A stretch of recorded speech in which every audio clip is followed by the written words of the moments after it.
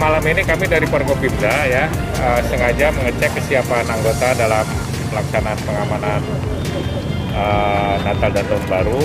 Ya, tadi kita sudah ke pos PAM di Telaga, kemudian ada 2 gereja yang kita kunjungin. Syukur alhamdulillah prokes betul-betul dijalankan ya.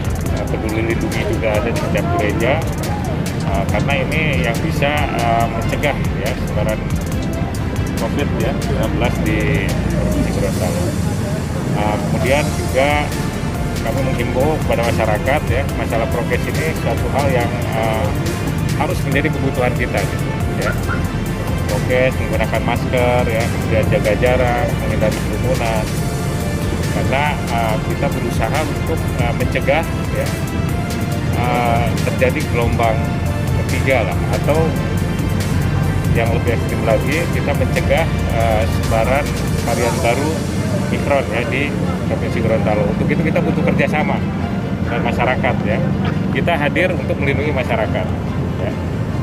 Walaupun terus terang saja kita sangat bersyukur ya untuk Provinsi Gorontalo sebaran COVID relatif bisa terkendali ya, dan semua ditangani dengan cepat dan baik. Mungkin itu. Terima kasih. Ya.